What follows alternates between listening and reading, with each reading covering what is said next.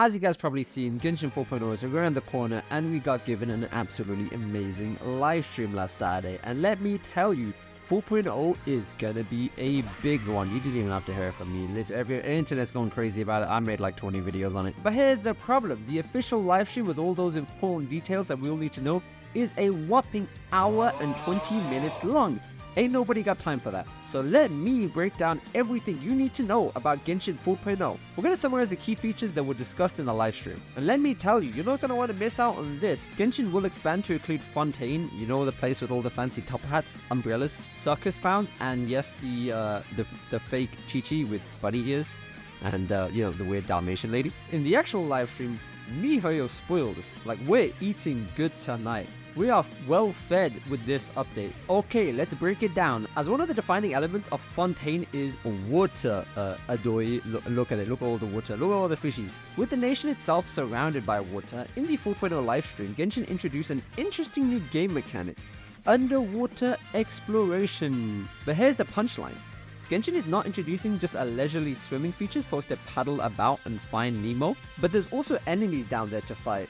Not quite sharks, but more like a mechanical stingray and weird fat seal things. They don't look very intimidating, to be fair, but hey, we can fight them. But this underwater diving mechanic seriously revolutionizes Genshin's gameplay. There's also no annoying oxygen bar to worry about. Instead, the 4.0 update, there's a new stamina bar to let players swim around longer, or for sprinting when you can also recharge your stamina by collecting orbs. Even if this bar runs out, you won't necessarily die either, which have been really annoying. There are even these currents that you can swim through to get even more speed underwater. I mean, it's like the wind gust you have normally in the overworld, but for gliding, but instead this is for swimming. And I'm going to be honest, these look more fun. They seem more fluid, if that makes sense. The wind gust, you just get shoved in one direction. It just feels really awkward. And in this underwater mechanic, you can complete quests, do commissions, farm resources, and just explore. How cool is that? We can do underwater commissions now. Will I do them? I don't know, but it's cool. What I'm gathering with my scientific evaluation is that about 50% of Fontaine's map will be underwater. Not sure how I feel about that. I made up that number because my scriptwriter is an idiot. She didn't do no mathematical calculations. Second, there are new characters introduced, specifically 2 new bosses. One named Icewind Suit, and he looks kind of like a robot cowboy ballroom dancer guy. Like, look at that hat and tell me he does not remind you of a cowboy. But in the short clip, we do see the Traveler fighting him, and we learn that he is an ice guy. Pretty obvious from his name, and if not from the shards of ice that he generates. You know, those. But he also fights, while also regally waltzing around with really defined and polished movements, like multitasking to the extreme. The second boss revealed is the craft-like lava man with 2 bubbling volcanoes on his back, called the Emperor of Fire. He truly reminds me of the Pokemon Heatran. Let me know if you guys see the resemblance too. But in general, the designs for this new region are pretty cool.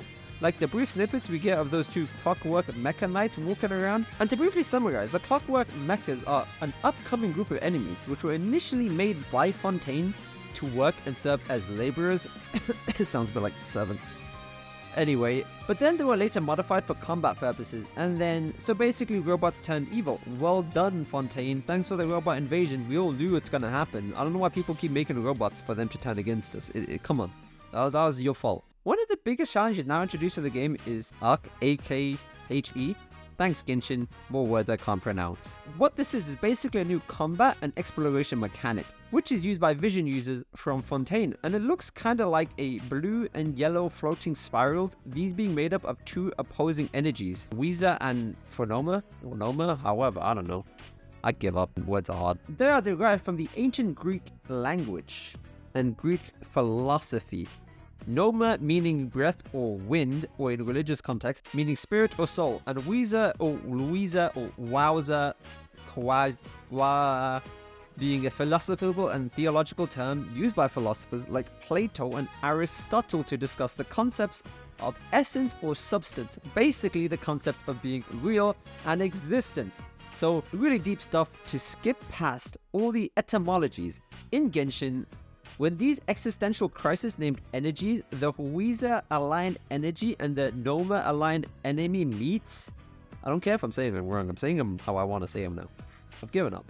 This creates an annihilation reaction and generates energy. And when these arc attacks are used, they can trigger special interactions to stun clockwork mecha enemies and solve puzzles in the environment. So we're definitely going to need to pull on some of these new banners to get these characters, because I'm pretty sure they're going to work with Fontaine visions. Finally, the feature I'm most excited about, believe it or not, is the Aqua Bus. My script writer made me say it. I don't think the Aqua Bus is that interesting, but apparently it is. It basically is a way to fast travel around Fontaine. What I like most about this is that even if you haven't completed Sumeru or the Arkhe quest in Mondstadt, you can still access the new region. And obviously this is extremely useful for new players because they won't have to struggle through dozens of missions and quests before they can reach Fontaine.